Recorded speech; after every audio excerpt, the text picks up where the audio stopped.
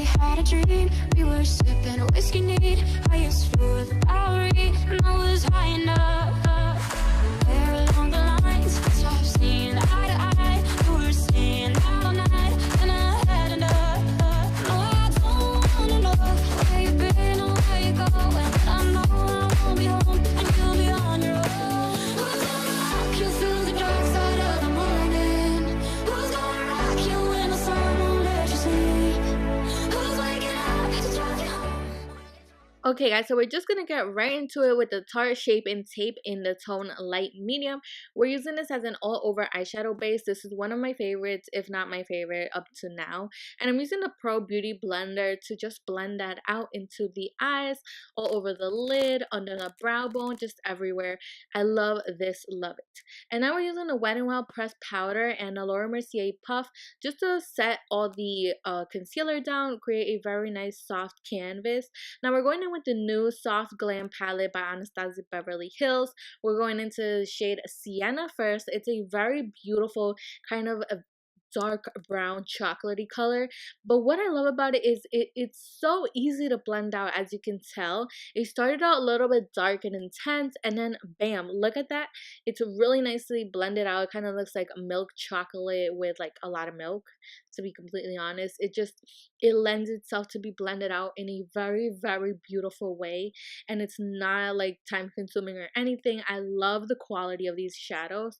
So now we're using the dupe for the Veramona color switch. It's from Marshall's. It's like $4, and now we're going into Mulberry, which is much more of a darker tone. It has a little bit of cranberry in it, and I'm going in and placing that into the outer V and also kind of like the crease.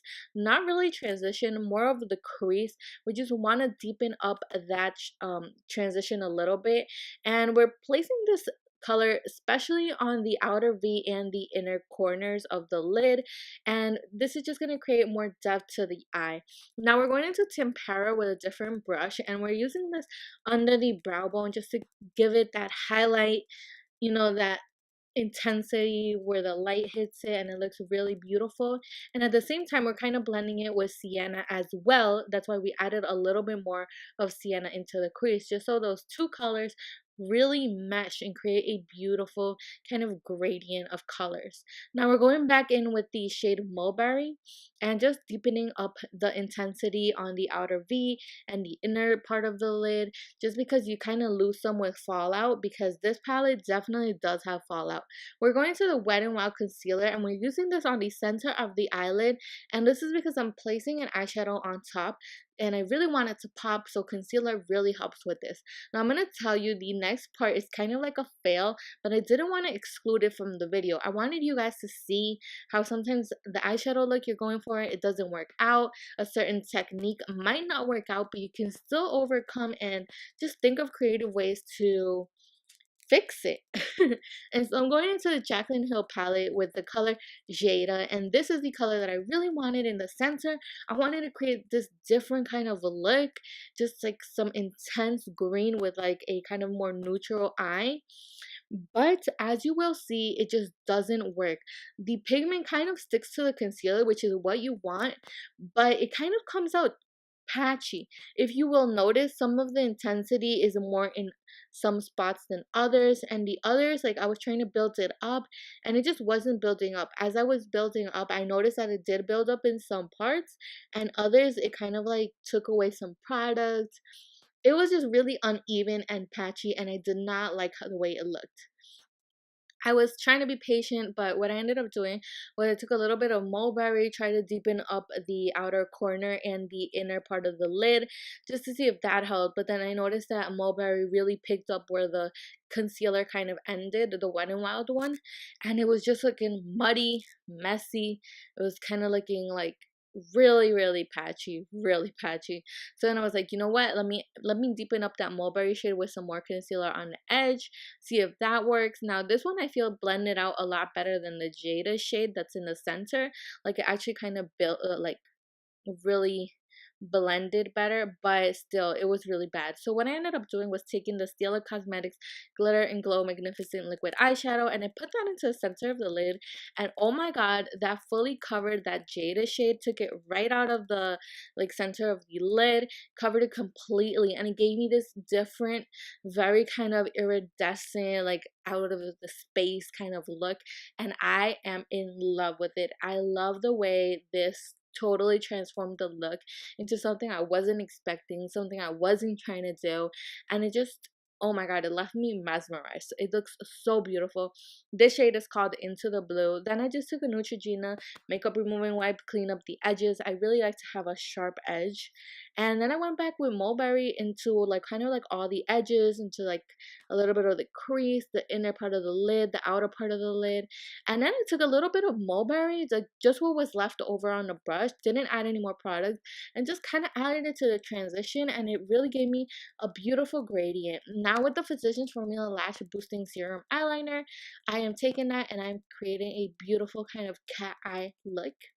I love my like very long eyeliner. I love it. By the way, this eyeliner is available in black. Don't buy black. Don't be tricked.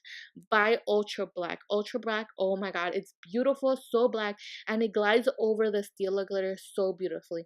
As you can see here, I'm also kind of making a cut crease eyeliner, and it came out really sharp, really nice.